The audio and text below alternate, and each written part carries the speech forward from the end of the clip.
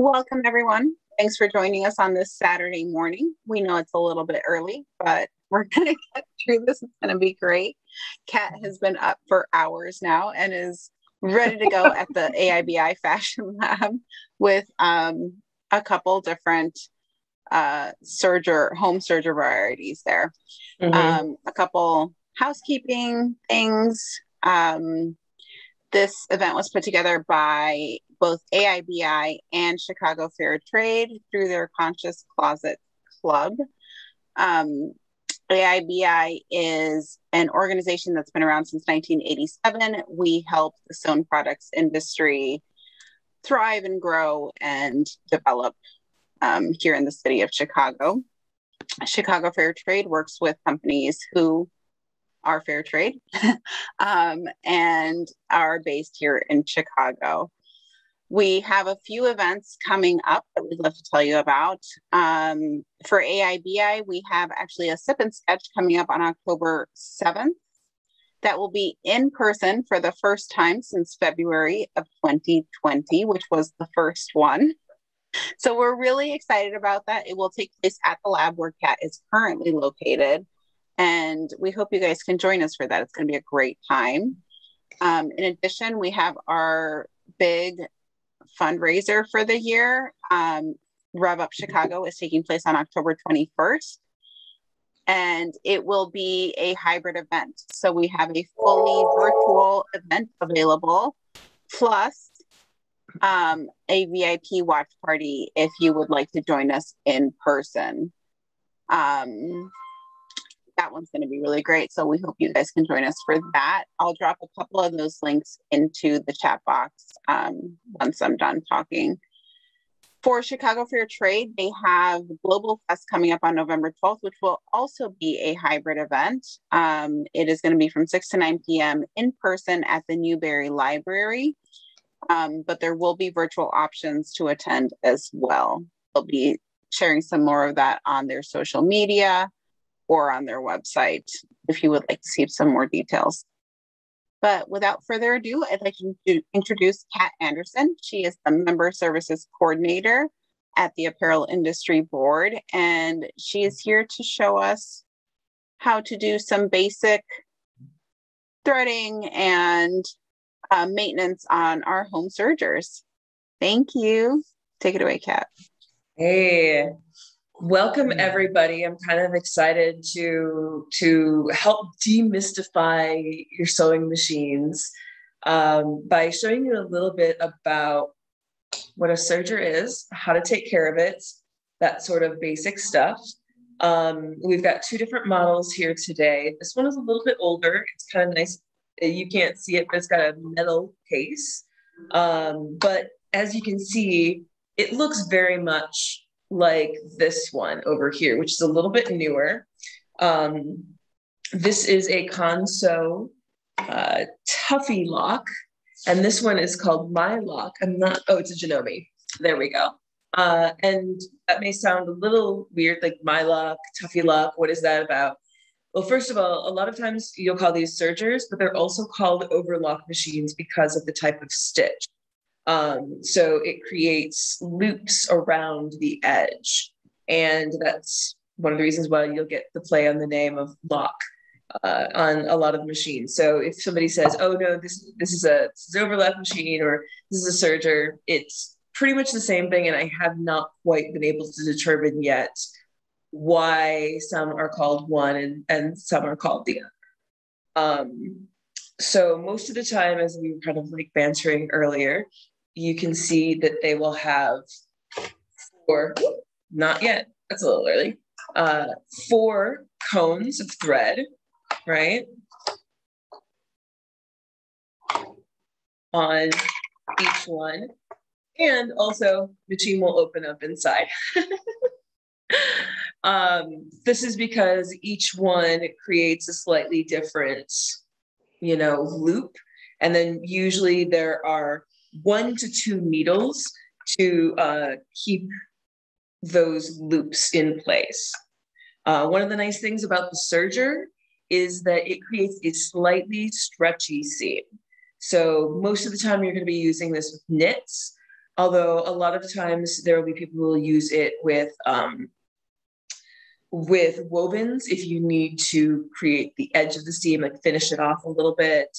It creates a very nice uniform edge to it. Let's see if I've got an example. This is a very tiny example. You can a lot of times either do a very flat or even a possibly rolled edge. In fact, let's go ahead and grab camera 2 while we're at it.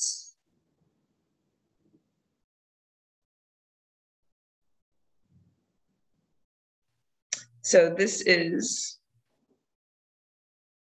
a little bit of a serged edge here.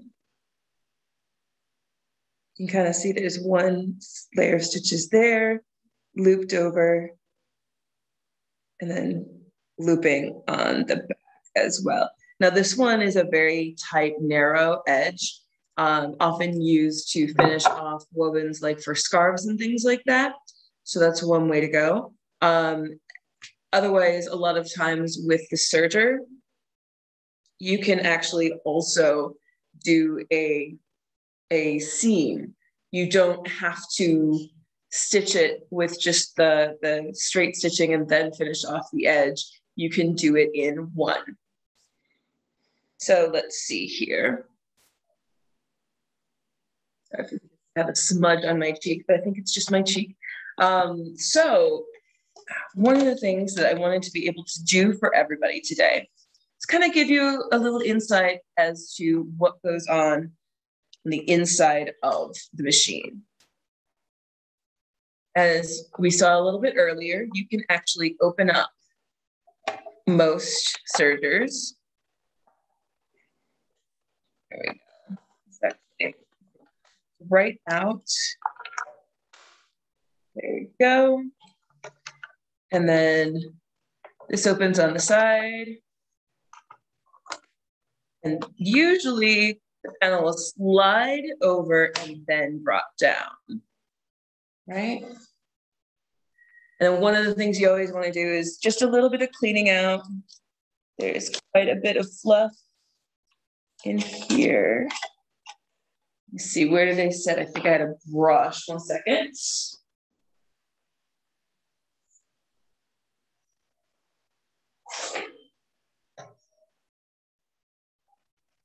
Good reminder to always have tools on hand while you're cleaning out your machine. I apparently do not. A lot of times you'll want to have a little screwdriver with basic machines. I also like to keep, actually keep a hold of those little travel makeup brushes.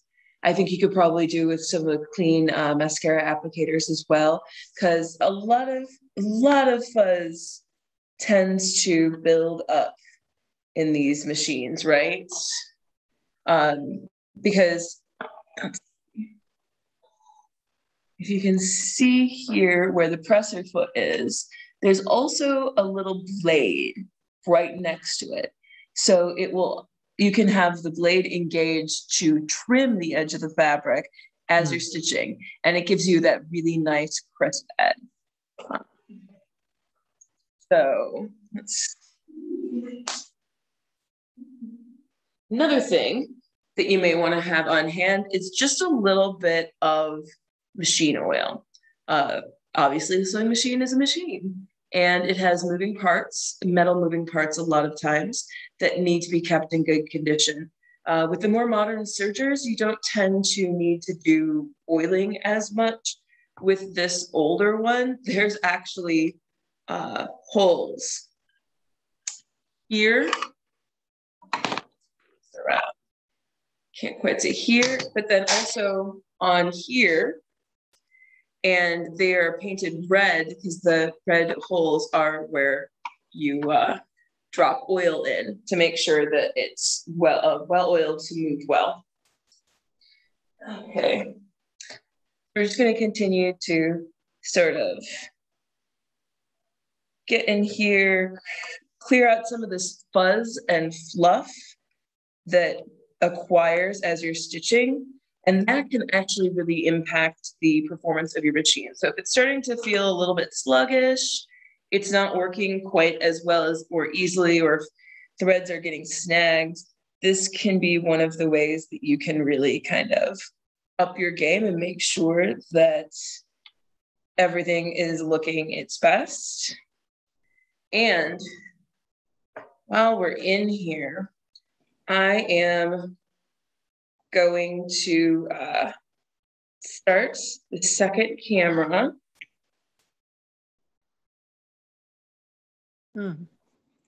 Thank you. And one of the nice things about most sergers is that they are going to have the image right in the machine, because there are 4 threads, occasionally 5, or sometimes you might only use 3. And it's a little tricky to remember how to use it if you're not using it all the time. 1 second.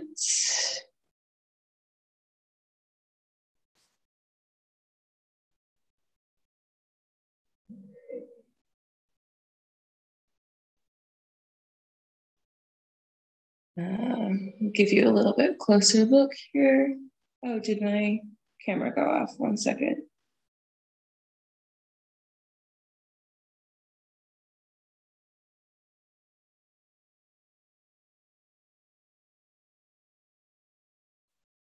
There we go.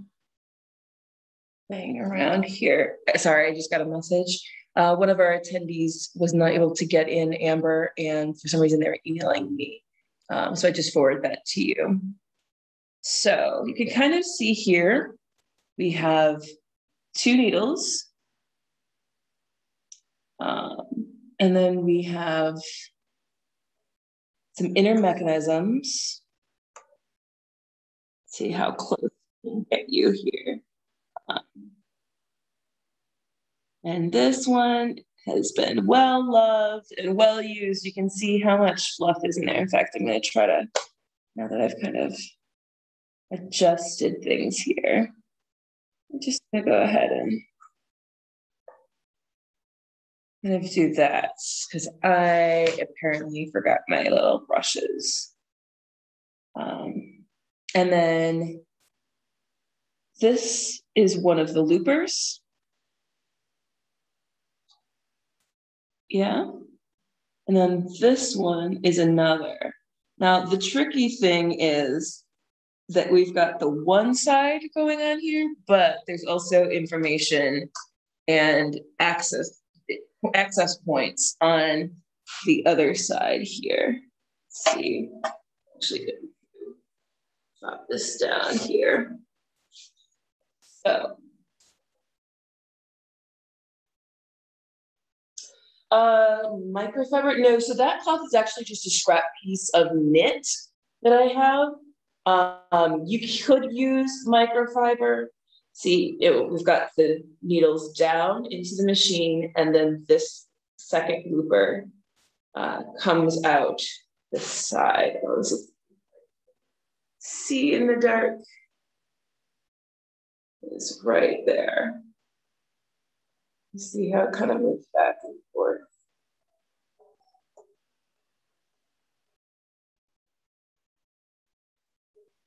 Yeah. Well, let's see that one more time from this front side.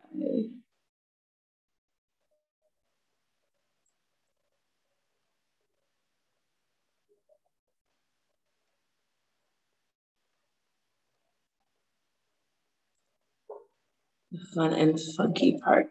So as far as vacuuming, I think if you had like a little tiny vacuum, that could work. You have to be careful with canned air, however, because if you don't have an exit and an entry point, you can just sort of blow any lint and dust into the machine itself and further into the machinery, and that can be a bad thing. So a small vacuum, like if it's just like for a keyboard or something like that, is not necessarily a bad idea because it's sucking it into the vacuum itself. You can use canned air. In fact, let's see. Well, we used to have one here. It is right underneath. So we're going to be loud for a quick second here. You'll get to kind of see, or maybe you can't see just how much is just got blown across the table here and onto my laptop. Like I said, a well-loved machine, well-deserving of some little TLC. So let's see. Do you remember what that looks like?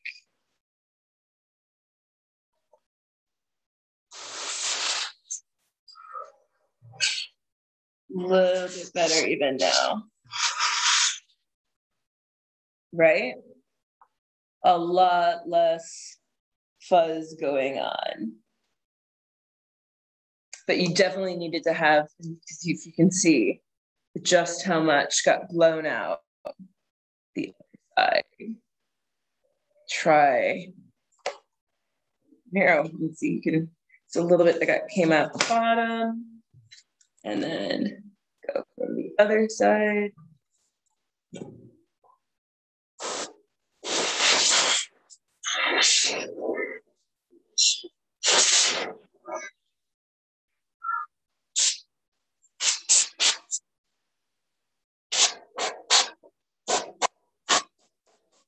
I'm gonna try to clear out the little drawer as well, little casing piece.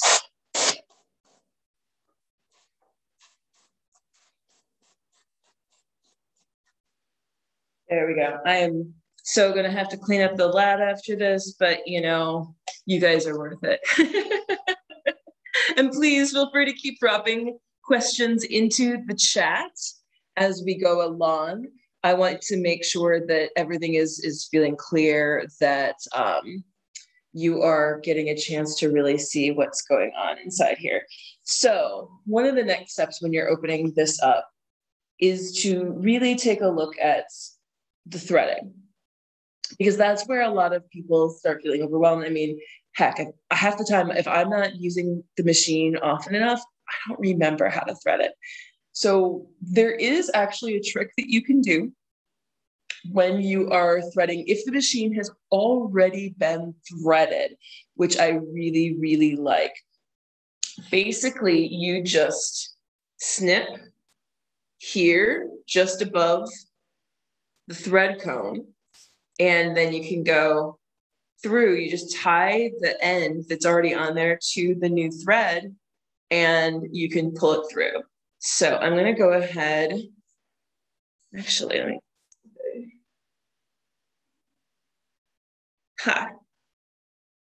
Now we've got two cameras.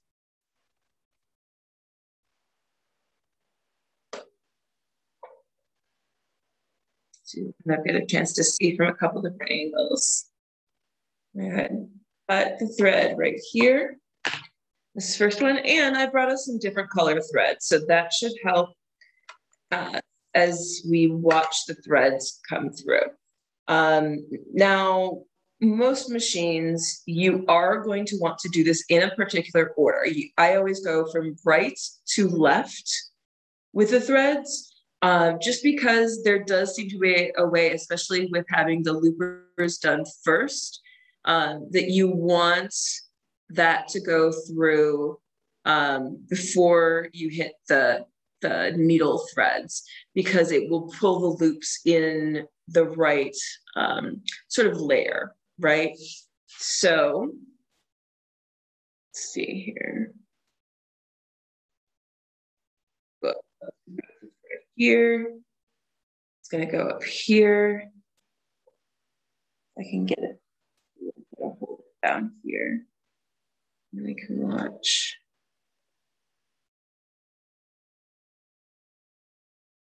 And now it's going to go through. Here we go. Go through that sort of guiding tension section. And then the thread looper, and then it's going to go through this tension dial, which we kind of can't see because it's inside. You almost want to make sure that they are really kind of inside those tension dials, like you're flossing your teeth. because if it's not caught within the tension discs, then it's not going to loop properly. And then this is going to come down, and I've kind of accidentally pulled this out. It goes right through that guide there. Okay.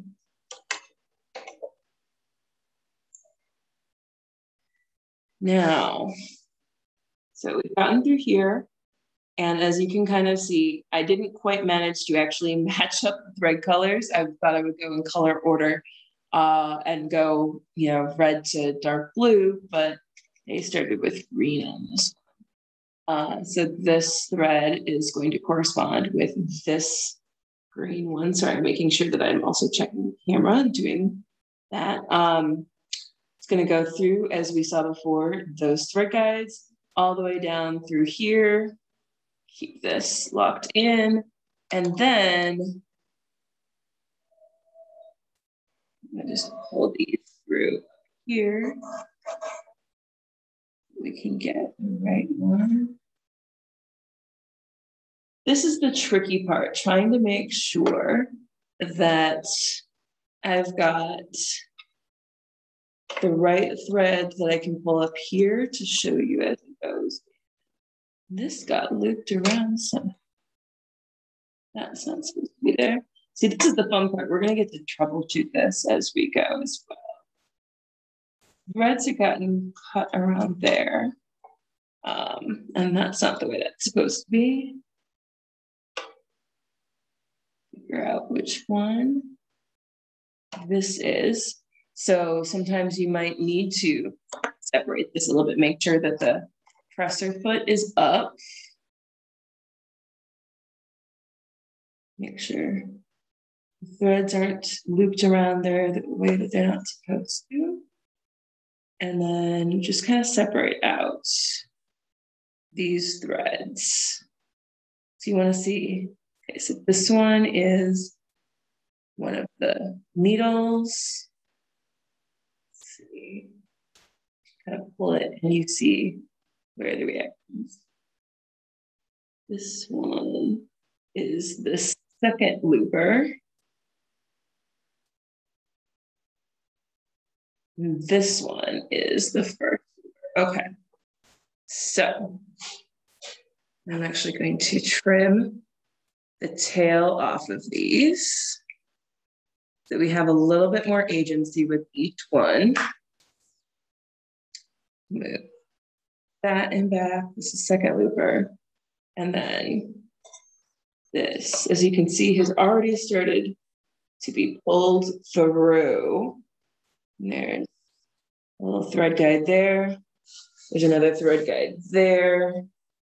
And then I think we're going to have to move this back just a little bit. You can kind of see that it starts to disappear into the machine here. And let's see if we can move this back so that you can see. You see how it goes through the end. You can kind of see it in the image down here. There we go. You can kind of see that it goes down through those bottom thread guides, right? And then it comes up and goes through some thread guides on the side. Let's see if we can see those from the top. Goes up through to here. Come on, focus. This is the trickiest part of the serger, honestly, is that it's hard to exactly see what's going on because one of the loopers is kind of hidden behind this, you know, setup here. So it's going to go around, it's going to loop in around the sort of needle shape here. And then it comes out the other side. Up, around, and then pull this back up. You can see it comes in through there. Now there's a little bit of something going on here. It should sit right through this channel here. So that's not looking right. I'm going to actually do a little something here. It should be very interesting. Okay. I'm going to first move these threads here from the needle out of the way, as well as that second looper, to keep it from getting too confused with what's going on here. And then,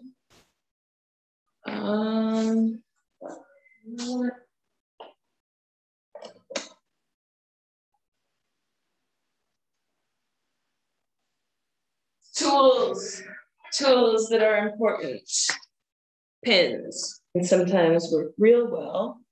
I can't tell if you can see this, but the thread is supposed to sit in this groove right there, but it's for some reason looped underneath. And that may have come with some of the manual turning of the wheel to make the needles go up and down to show you all of this. Okay, I'm gonna pull this forward. Okay. Let's see what's going on here. Ah. Ooh, see, it got looped around at some point. Ha ha ha. There we go. That looks better. You should be able to clearly see it running through the groove so far. Perfect. So that is the first thread. And once you have it threaded, if you do have to pull it through manually, you're going to have, you know, a loose end like this. So I like to just kind of loop it down underneath, while making sure it doesn't get caught around anything else here. And that's where that first thread needs to be when you are actually getting everything threaded through. Now, we have the first thread. Set this here for a second. We are going to do thread number 2. And this is the sort of not so fun, tedious part. So if you do have any questions, or if something is not making sense, or you want me to stop and look at something else, or look at something closer or for longer so you can figure out what is happening, please let me know. Okay, so we've already got the different threads separated out. So it should make us this second thread a little easier to understand what's going on, because we already know that it's this thread right here. And as you can see, it's already coming through. See the knot through the tension dial now.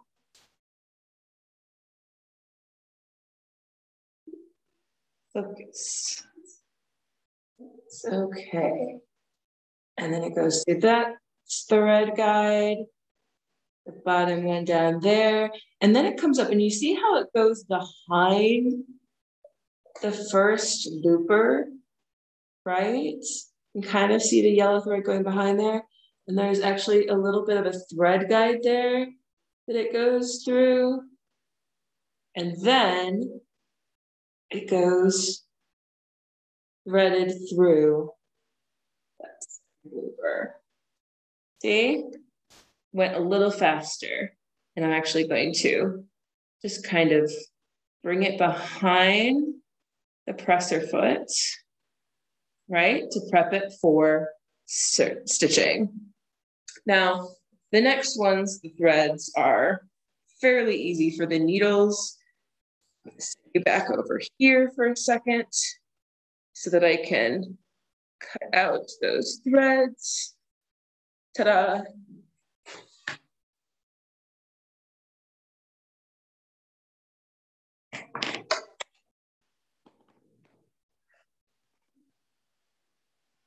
Use light blue for this next one Again, we're going to do just a little bit different colors for each thread. And while I'm back here and, hands-free from the cameras, I'm going to go ahead and cut and tie off the fourth thread as well. I'm also going to apparently knock the machine oil off the table, but that's what we get for doing work on a Saturday morning, right?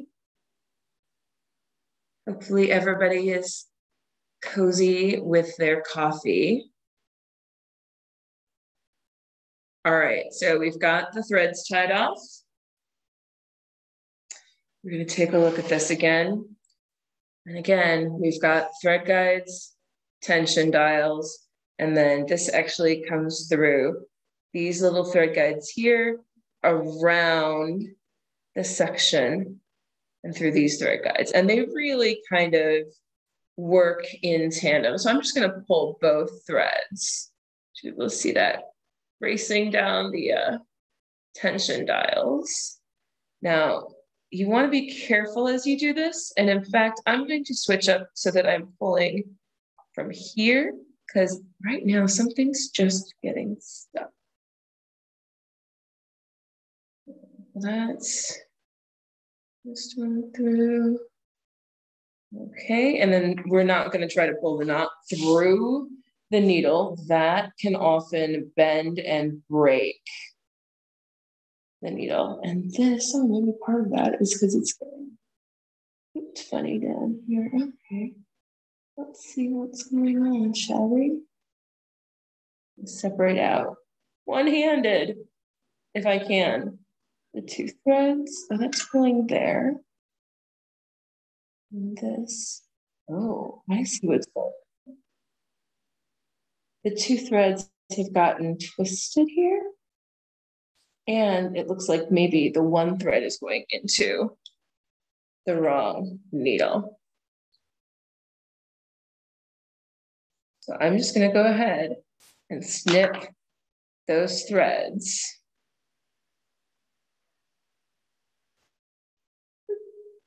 Come on. There we go. Get them out of the way. And then pull these two down through. And I want just the light blue one. I'm actually going to take it out of the thread guide here. So I want to see what's going on with this. Okay. It goes up here. And then the light blue one, the one that is for the needle on my right, should go into, there's a thread guide here, and there's one here. And so this is something that you're going to see that's similar. I want to show you a little bit about how this looks here. It's going to be very similar. This opens up, and you can kind of see how we've got this around. You've got the two loopers here. There's one here and one up here. And then again, you've got the two threads for the needles. Go around the tension dials, around the thread guides, and then you've got thread guides on the left and the right before they go down into the two needles. Yeah? So that's kind of the exciting bit, that they are fairly similar, but this is kind of fun because you can actually see the tension dials. They're more external than the other Janome model. How are we doing so far with questions? Anything? You guys can still hear me and see everything okay? I'm going to take that as a yes. You guys are just soaking it all in. Okay. So all we're going to do now, and I'm actually going to go ahead and set that there. I'm going to go ahead and thread the two needles. Again, I'm working from right to left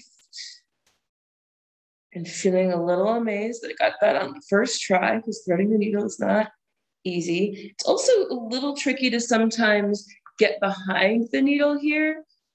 So what I like to actually do is kind of just between two fingers, ease it incrementally until I get enough of a length of the thread behind the needle that it will let me guide it through the rest of the way, and then position it under the presser foot, yeah? Okay, I'm just gonna trim that end. Got one more needle to go. And there we go. Use that. Now, if you have pliers, not pliers, like tweezers, those little long needle nose sort of tweezers, this actually will make the job way easier. We didn't need them as much this go around because we left everything threaded and just changed the color of the thread. And I always tend to do that as often as I can, unless something is going horribly awry, because that's one less thing that you have to really stop and think about that keeps you from stitching, right? So we have all the colors here, this beautiful rainbow of thread. And I'm gonna move that aside. I'm gonna grab the petal for this. To quick plug this in, and this is actually something I definitely should have said right at the beginning. This machine is unplugged right now. It's not on, there's no electricity going to this machine. And if you are gonna be opening things up inside, I highly recommend to not have it plugged in, or at least to turn it off, because you don't want to accidentally bump or hit the pedal and get everything going when you're working inside, especially when your fingers are up close. There is a blade here, as well as the little loopers underneath do have not exactly sharp, but very pointed ends. And then we also have 2 needles. So realistically, this is something that could go through your finger, or at least, you know, through part of your finger and your skin if something were to go horribly awry. Safety first.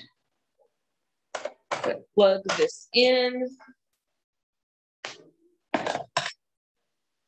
Luckily, I've got the handy dandy surge protector right here. And I'm going to do something that I said you really shouldn't do. I'm going to go ahead and turn this machine on while it's still open, because I want you to be able to kind of see what's going on here. I am going to close the side a little bit, and I'm going to go ahead and drop the presser foot, because I want the pressure of the presser foot to help with creating the chain. And let's see if I can do this while still maintaining some tension. So let's go ahead and use this machine as a stand again. Or not, come here. There we go. Awkward hand movements, it's like gymnastics. All right. So you can see we've got a really nice chain right here. Yeah, you definitely want to have a nice chain. If I can actually move the pedal so I don't have to move it with my hands. Just barely, perfect. And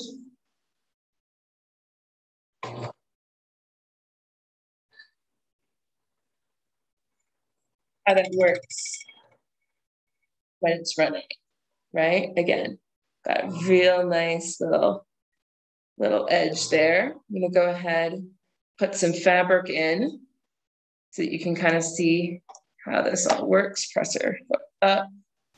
I'm gonna move that up to the edge, presser foot down. See, this is why when you're working in there, you should not have your foot near the pedal. And I'm gonna actually close this up because I don't want pieces of the fabric getting cut off and then flying into the machine. There we go.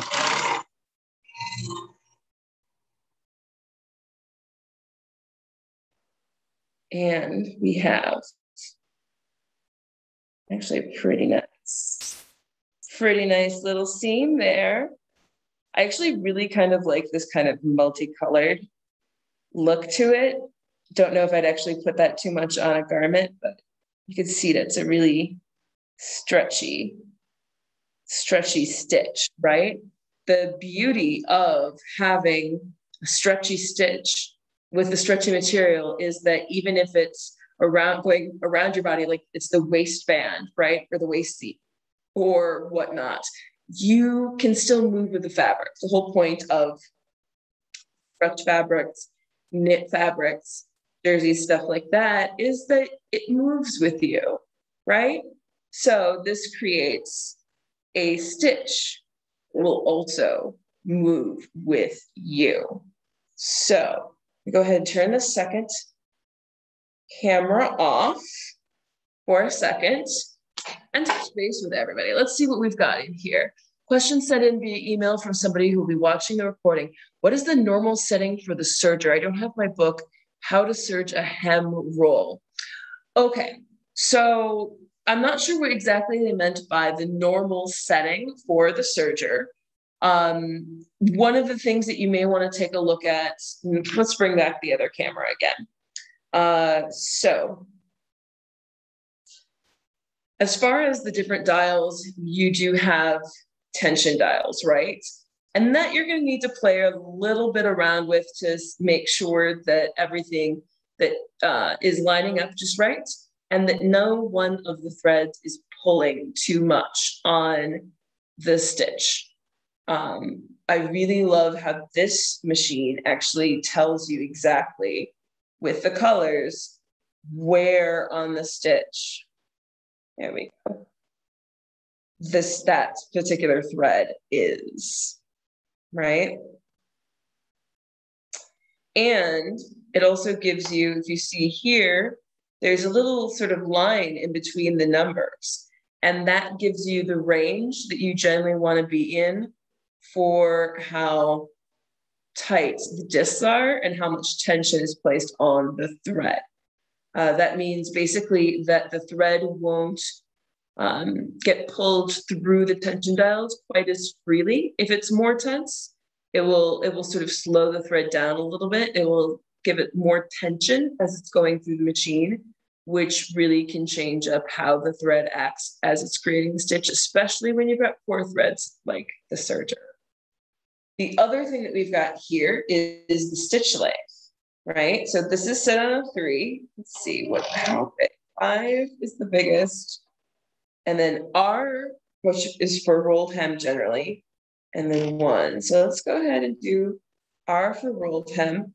And then if you look, you've got R and S down here. Now, if I remember correctly, and I don't get to work with the home sergers too often anymore, I believe R is more for rolled and S is more for straight. So right now, this is pushed all the way forward. And you can actually see there's a little piece, there we go, a little piece right there that moves. Yeah. So right now I've pulled this little piece as far back as it's going to go. So it should produce, see if it will produce more of a rolled.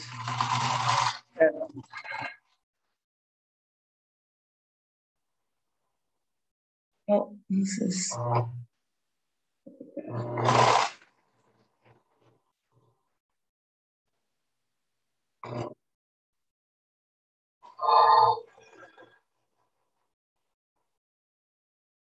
So not the easiest thing to hold on to while working, but you can see this is a little bit different, yeah?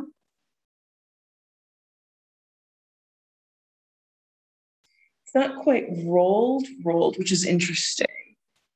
This is the first time I've actually touched this machine. This is not my machine. But if you can see from up here, it's really nice and flat. Whereas this has a bit more curve to it. So this is very much like that first example that I showed you, this white one. It's a little bit more almost round and 3-dimensional, but it's not like a full-on, curled under. Although this fabric does want to curl under with this, looks like. Now, if we go back and push this all the way forward, they spaced out these letters a little bit, so it's not like the little red lever pushes all the way over to where the S is. It's just a very subtle thing, right? And then we're going to go ahead and change the stitch length back, make it wider. Let's go ahead and go all the way up to 5. We're going to turn it up to a 5 today, right?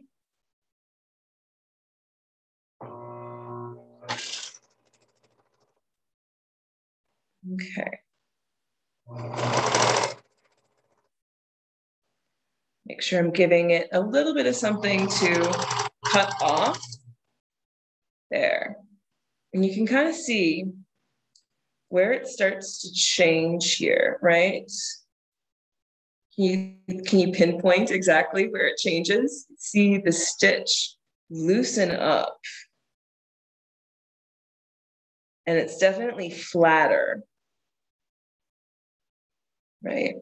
Let's see if we can find where it changed here. See, the tension changes dramatically with this rolled edge. And I think you probably want to do a little bit of like troubleshooting as far as the tension settings on the tension dial with the rolled edge as well. But and that would probably give it an even more 3D sort of effect. And again, that's the type of stitch, the sort of rolled hem. The rolled edge is really good for hems, or if you're doing like the edge of a scarf or something that is more specifically a finish as opposed to a seam. If you are trying to stitch 2 sections together in a seam, you'd probably want something more like this wider, flatter stitch, right? Oh, I know why it also didn't work. There's a standard versus rolled hem here. We've got some time. Let's play with this one more time. So we've got stitch length. We're changing for the rolled hem.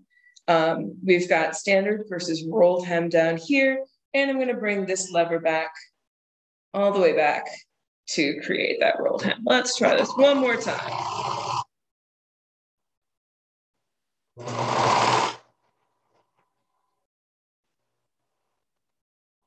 I'm going to go ahead and stitch right off the edge of this fabric. And that's actually something that you want to do, which is different than a single needle stitch, right? You actually want to let it stitch off and make a tail here because you don't want to lose that sort of order of operations that you just did with all of threading with your thread. So it should be cut this off. There we go. And let's take a look at this rolled hem. Yeah, see, this is kind of a nice, more 3-dimensional. The stitching is much closer. You can see that little thing where I was talking about, oh, we might want to mess with the tension dials. We didn't have to because I just didn't have that little lever and the little thing in place for the rolled hem. So yeah, this creates a nice little finish so that you can use that, like I said, for hems or whatnot. And yeah, nice little rolled edge. I'm going to go ahead and put it back to the straight stitch. So I'm going to show you one other thing on here. You may have noticed it when I was talking about the rolled edge. Actually, I think let's go with 3. That's a nice thing, which is this differential feed. Now, this is something that's a little bit interesting that you don't often see with just the standard single needles either. Got some fancy stitching going on. I'm trying to work with 2 hands here. So sorry about the camera work, but I go ahead and just get a seam started, or stitch,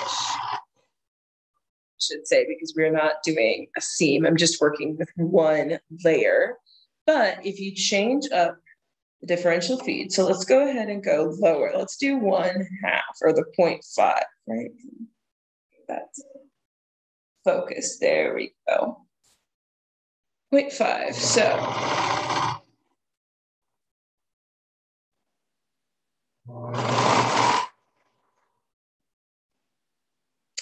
now, You can't quite see it as well, I think, with just the one layer. So I may try in a second to do two.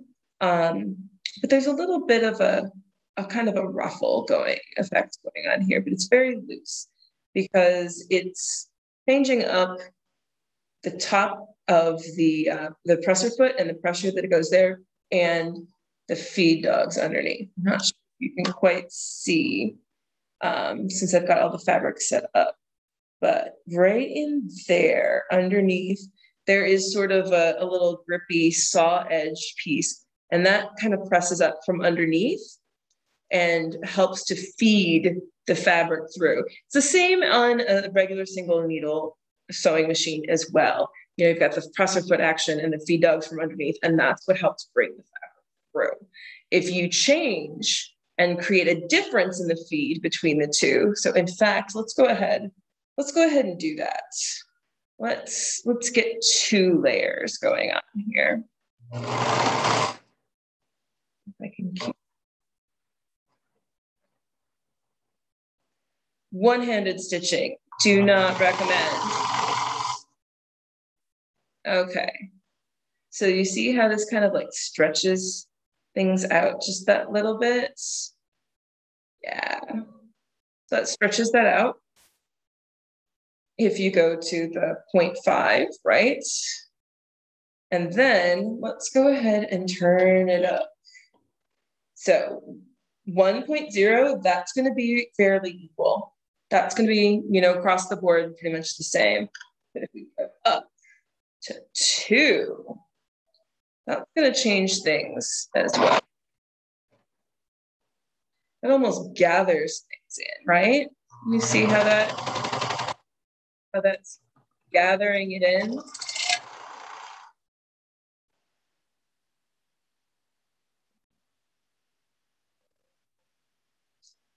This one doesn't show quite as much of a difference, but you can kind of see it there, right? So that's something to play around with to see what your capabilities are if you have a machine at home. There we go. Well, we've got another good question. How do you control how much the blade cuts off? Honestly, that is fairly simple. It's literally just where you put the edge of the fabric. So let's see. I'm going to see if I can lift the presser foot, put this in. Because the blade is literally right there. Kind of, okay. Unfortunately, the light that's on this machine is connected to it being turned on. So I'm going to turn this off real quick so you can see this. So the blade is literally right there. Yeah. So the blade itself doesn't move. Well, I mean, it goes up and down so it can do the slicing, but how much is cut off is literally determined by how far over the edge of the fabric is. It's as simple as that. So it's human controlled. So a lot of times people will just line it up with this if you don't want to, you know, cut too much fabric off. Or I like to line it up with this edge of the metal plate there, because that will only then cut off maybe like 1/8. And it trims it down so that you end up with just a width of seam that is about 1/4 of an inch. So a lot of times if you're talking industrial stitching, I mean, if you're talking at home sewing patterns, a lot of times you'll see anywhere from like 1/2 inch to 5/8 of an inch. And I think partly that happens because they want to give you plenty of seam allowance so that you can make adjustments for fit for yourself. With ready to wear, if you're working in a factory, you're just making a bunch of pieces of garments and things like that that you don't necessarily need to fit to a specific human being because it's going to go to a store and then somebody's going to buy it. You know, there's not going to be an opportunity for doing any fitting. A lot of times they will actually create the pattern so that the seam allowance is 3/8, because then it's the 1/4 of the actual serged edge and 1/8 to allow for that to be cut off, if that makes sense. Does that help? If I can actually manipulate that in one-handed. Use that. Turn the machine back on. So, right? So it's hardly cutting anything off right now. Oh, I need to return to differential feed. Haha. This is the thing about playing with different settings. Depending on what settings you're playing with, you may want to make sure that it goes back to where it was. See, so you're not really cutting too much off if you are running it along the side here. Now, if I wanted to cut more off, I just widen the distance of the edge of the fabric to where that is, right? And you can then kind of go back. And I am totally doing something that I told you again not to do. I should close this up. There we go. And voila.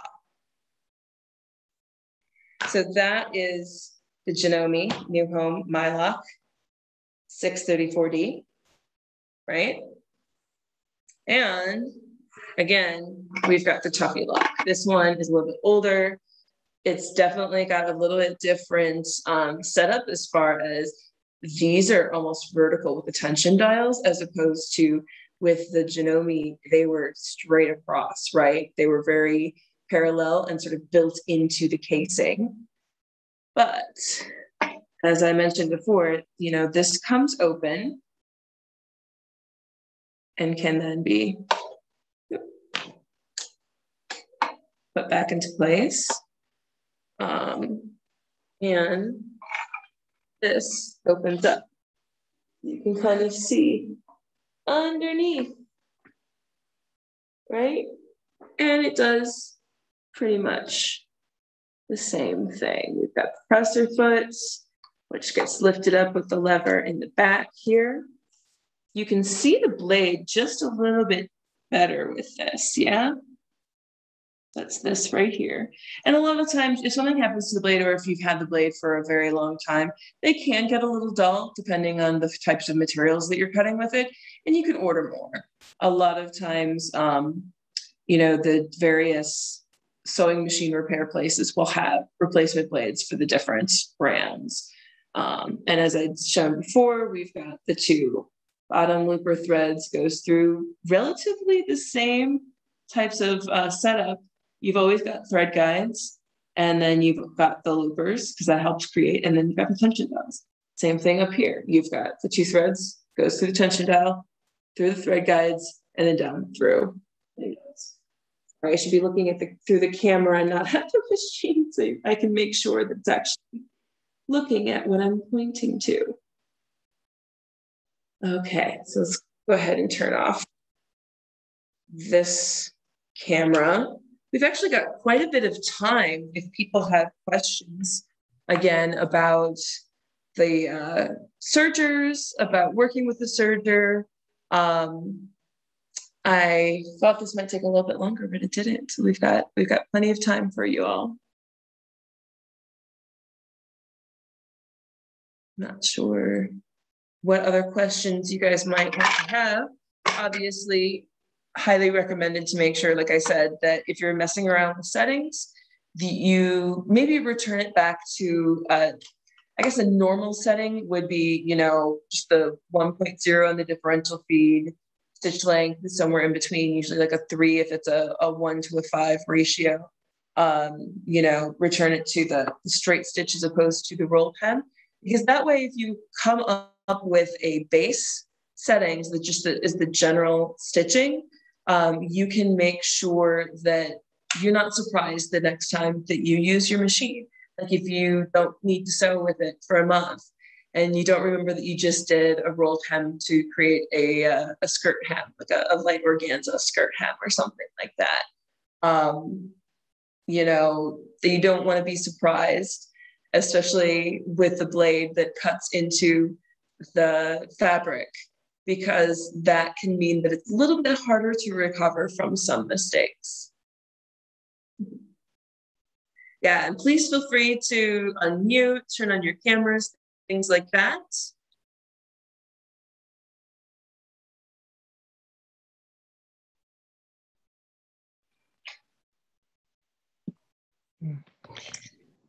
Oh, goodness. Seems like Hi. everybody's, hello. Hi, Kat. Would this mean that pretty much you're going to use this for hemming and edging, and that's all the serger can do? No, so with knit garments, sort of like the stretchy dress that I'm wearing, you would want to go ahead and also use that for the main seams, right? Because it has that little bit of stretch. So the rolled hem is something that you can, or the rolled edge is something that you can use a lot for hems.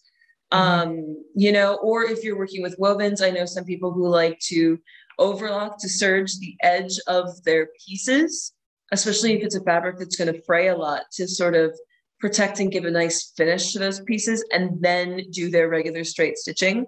Or sometimes they will stitch the two woven seams together and then edge finish with the serger on that edge after, and lock the two of them together that way. Okay. But a lot of times with a knit garment, you can just go ahead, depending on the machine, you can just go ahead and, you know, stitch your seam together.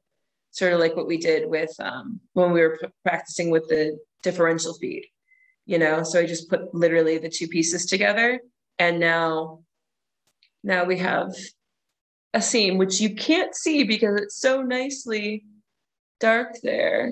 There we go. Change the lighting a little bit. You can kind of see that it's a seam, and this is the inside. So instead of having, like you do with a straight stitch, just the two halves that a lot of times people will press open, you just have the one. Sometimes people will still like to also press it to one side, but you don't have to, especially not with knit garments. A lot of times they're a little bit more informal, and you don't need to press it to get it to look, you know, nice. Thanks. On my sewing machine, I try to change my needles every project. Is it the same for the serger? I've been sewing cotton, rayon, and knit on my serger and haven't changed the needles yet, but started using it in the past 2 months. So I've heard conflicting sort of information about how often you should change your needle. I definitely had somebody who was a seamstress who had also worked for a while in a sewing machine repair, sales and repair business. And she recommended for every 8 hours of sewing that you change out your needles. And that was at least for the regular sewing machine. I would guess similarly to the serger that switching them out is good. But honestly, I've stitched for way longer than, you know, 8 hours. I will go ahead and use a needle sometimes, depending on the project. I will go ahead and use those needles until they're obviously like bent, or, you know, I sometimes I'll still use pins with my, like a regular home machine, and, you know, you hit a pin in, so you're not fast enough pulling it out. But I think it's usually, especially if it's a garment or a project that is a little bit nicer, or if you're working with you know, different weights of fabric, you obviously are going to be switching out needles. I don't think you need to do that quite as much with the serger, because typically you're not running a lot of heavy fabric through. Depending on the machine, you know, I might, with this metal bodied one, because the older ones, especially with the metal bodies, tend to be a little bit more rugged, might be able to handle, like, say, 2 layers of denim. You know, I'm not sure that I would do that with this one, with the Mylock. But that's something that you want to kind of test out. You don't want to force your machine, no matter what you're doing. And the needles usually will handle whatever you get them. Just make sure that it's like a nice medium weight needle. It's not like too light or too heavy of a needle for whatever project you're on. But I think it really is going to end up coming down to your discretion and how well you know not only your machine, but the materials you're working with, as far as how often you're changing out the needles. But you don't have to change them out every single project. But if you don't, it makes it highly more likely that if, you know, you're working on a really nice fabric, or something that's really tightly, like say woven, if you're doing like the edge or something like that, if the needles are a little duller, then they might not work. Or the other thing to make sure that you're remembering is that if you're working with knits on here, you can put the ballpoint needles in, right?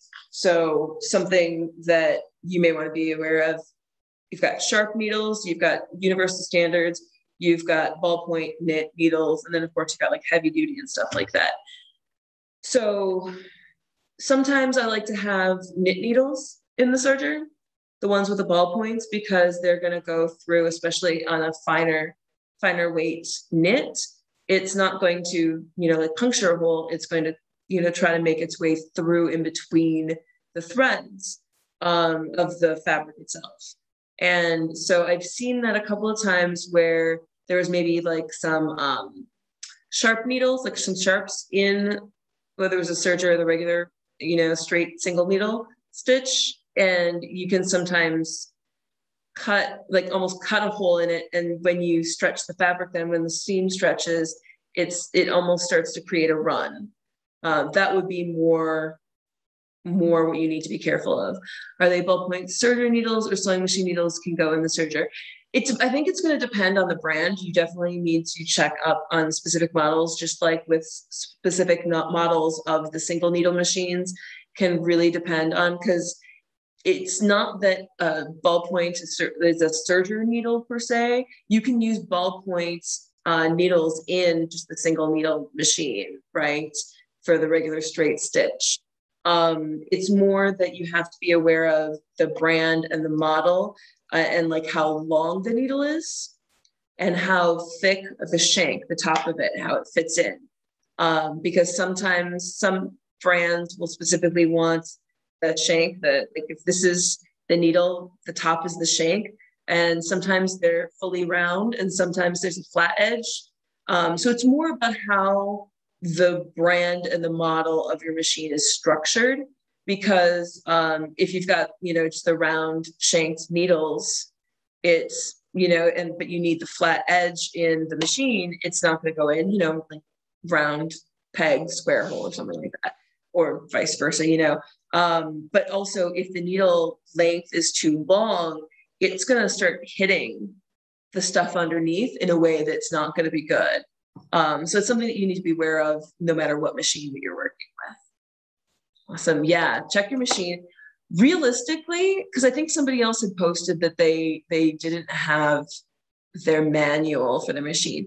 If you have lost a manual, if you got a machine secondhand and there was no manual with it, try Google search for the brand and the model, because a lot of people have digitized copies of these manuals that you can get for free online. Now, there is also some pretty weird, slightly sketchy websites that will try to charge you for manuals. Try very hard to not buy from those. I've never really needed to buy from some of those. Another thing you can try if you're wondering about this, if there's a specific type of needle that needs to go with your model, if you have a sewing machine repair shop that you work with already, or if you need to go find one, they will usually know or have some sort of charter information on what needles need to go into what machines. And they should be able to get you some of those specifics, and they may even have those needles on hand already. A lot of the brands will use the same types of, or the length and the shanks and whatnot, for the same brand. So if you have a, let's say a Janome for your serger, but you also, your single needle machine is also a Janome, you may just be able to switch needles between the two machines. But definitely, you know, a little Google searching, and if, you know, worst comes to worst, or if that doesn't work, going to the sewing machine repair guy near you is a really good idea. Totally worth, you know, calling them up and saying, hey, I don't know if I need a full tune-up, but can you take a look? You know, what do I need to do with this? Can save you a lot of heartache and a lot of frustration. All right. How's everybody else doing? We have any other questions or?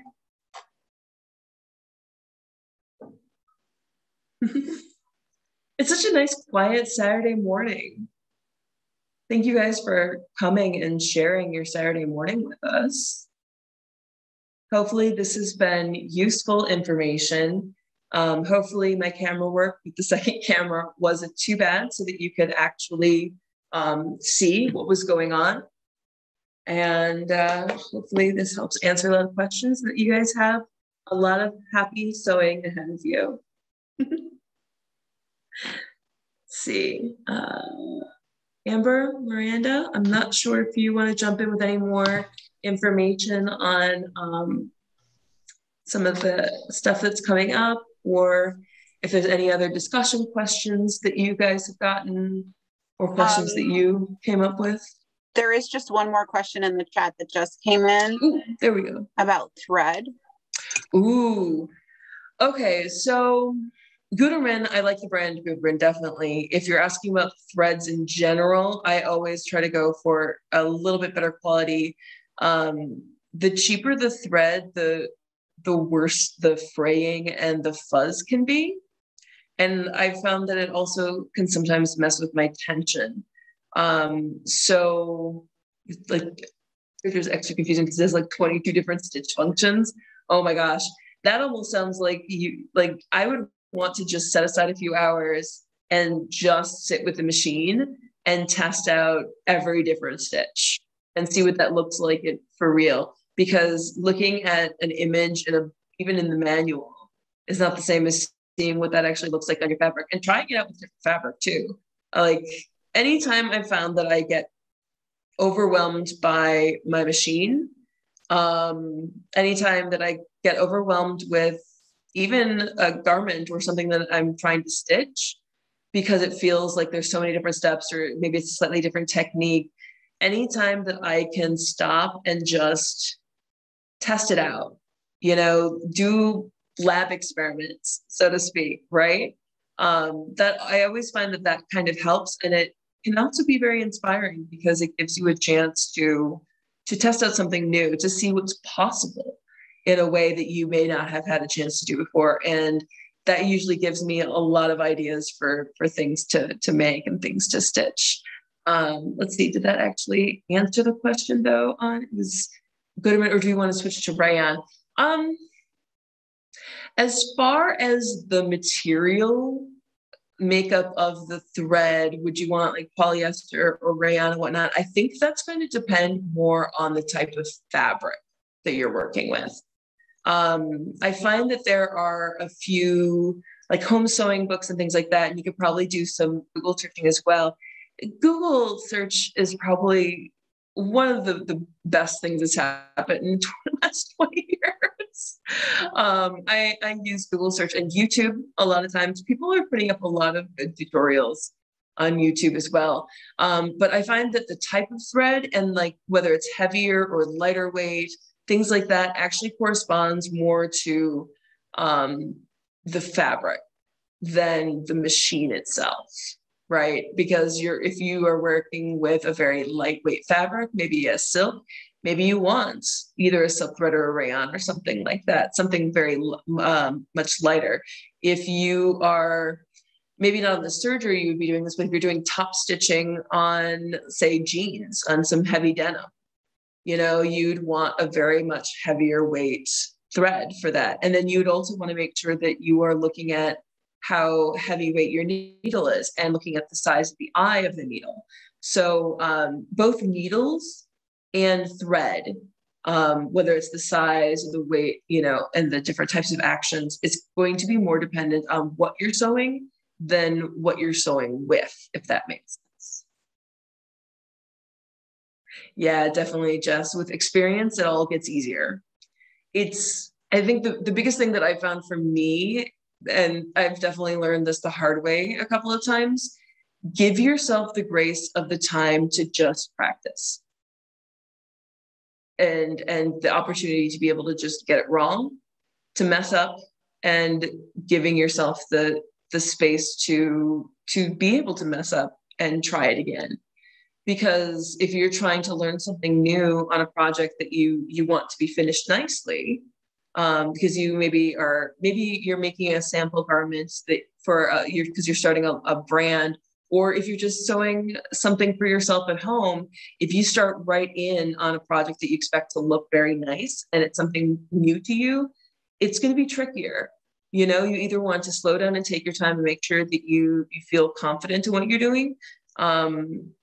Because if you just try to speed through something new, you get a higher risk of something going wrong and then feeling flustered and frustrated and overwhelmed.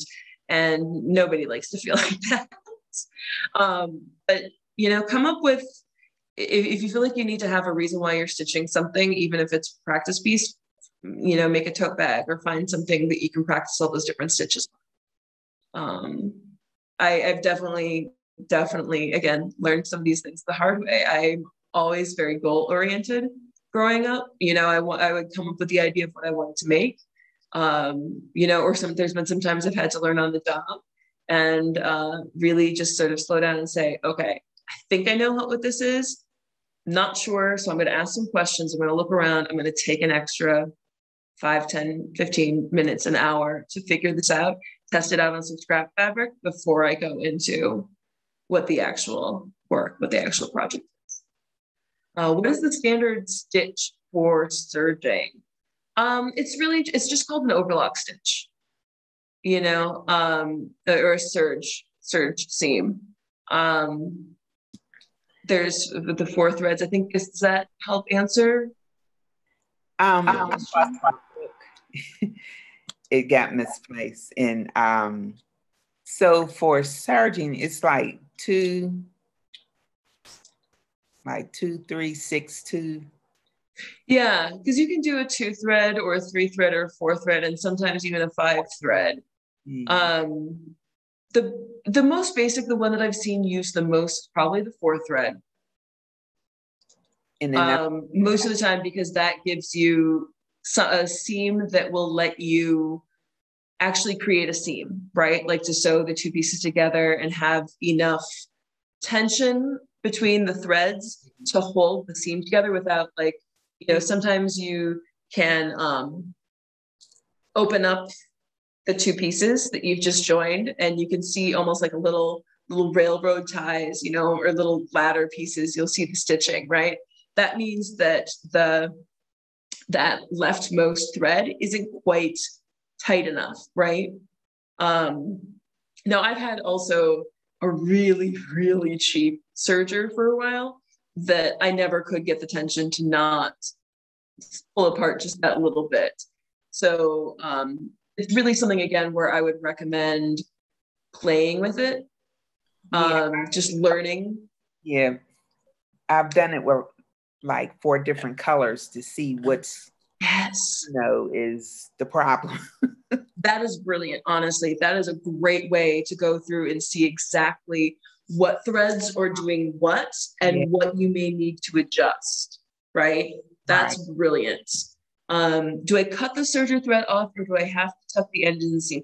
No, once you've actually stitched off the edge, you can totally trim it right up to the edge there, right?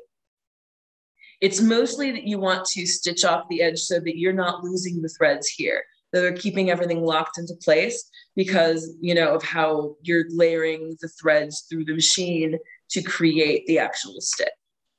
Does that help?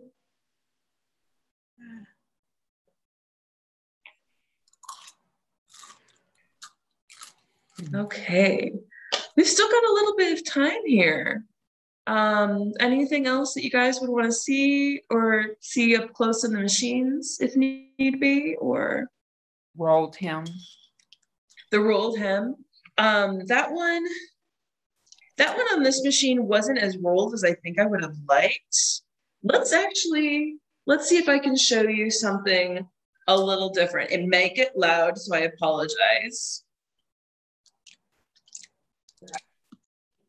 Let me go back to camera 2.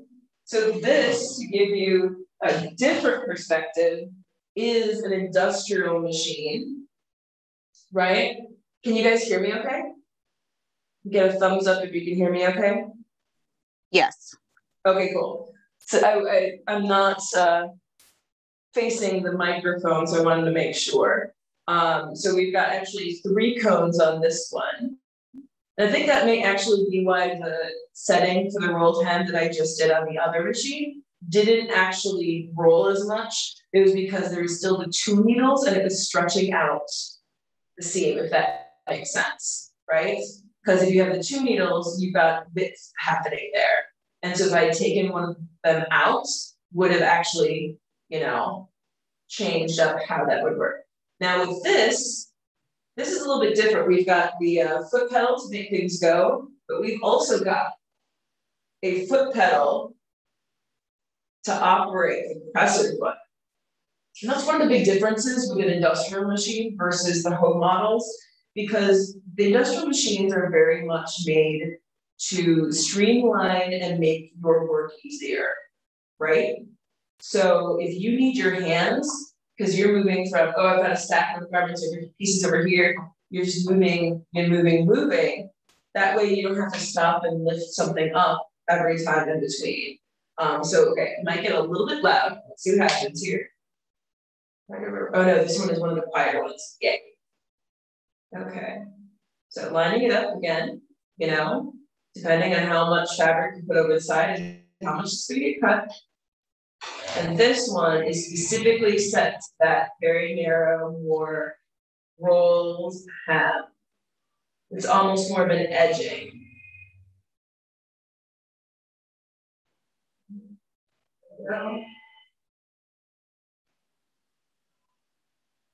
Okay. Very nice, tight, rolled hem. And there's only the 1 needle. So I'm guessing that's also why you didn't get quite as tight and nice of a rolled hem on the other machine. It's because I left the other needle in. I didn't change that. Just turn that off for a second. We're going to turn that off. Apparently you can't cut with the snips left-handed. Okay.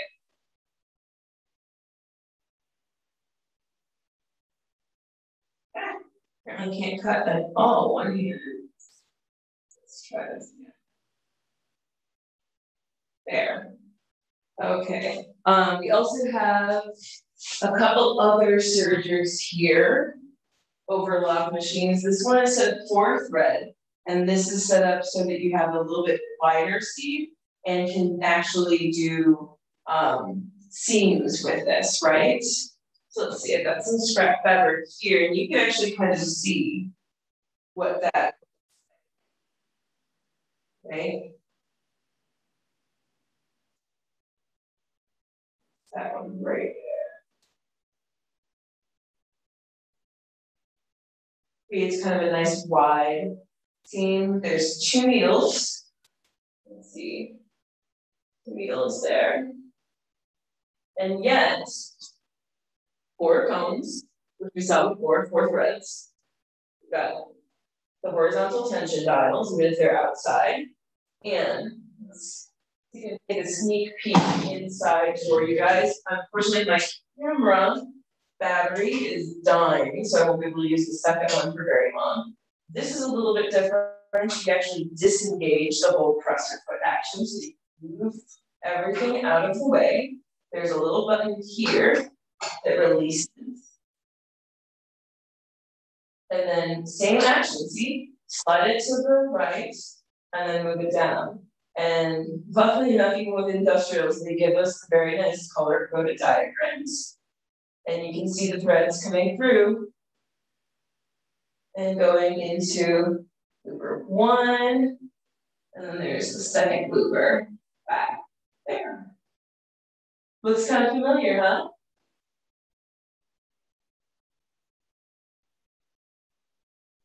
All right, so I'm gonna go ahead and come back to the main camera and see if we've got any other questions, if that makes sense, Cheryl, with the rolled hem. Yes, I would like it a little tighter, but I kind of hit and miss with it, and then it kind of messes up.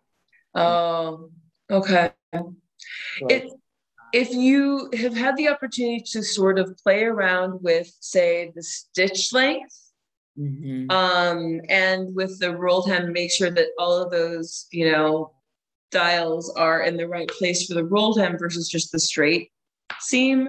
It may be someplace where you want to take a look at taking it to a sewing repair facility, because there might be something going on with the tension or the timing of the machine and all the mechanisms. Because when I do a sample, it's nice. When I do it on my, you know. Oh, so it's when you're switching between the sample and the actual garment. Are you switching between fabrics also? No, I use the sample of the fabric I'm using. Okay. I don't know. It's my machine is very old for one thing, so it's interesting. I'm not sure without seeing everything and seeing the whole setup if I would have a good way to troubleshoot that. It's possible that the sample fabric is much smaller, and the, you know, actual garment that you're working with, the pieces, if they're really big, if like it's falling off the side and it's weighing it down, you may have to work with the handling of it, sort of like lift it up on the table next to you or something like that. Trying to think of, if I think of anything else, I'll let you know. But yeah, I think I think somebody would have to actually get a chance to look at it to see what's going on. Yeah, it probably needs an overhaul. Let's see, do we have other questions? We've still got some time.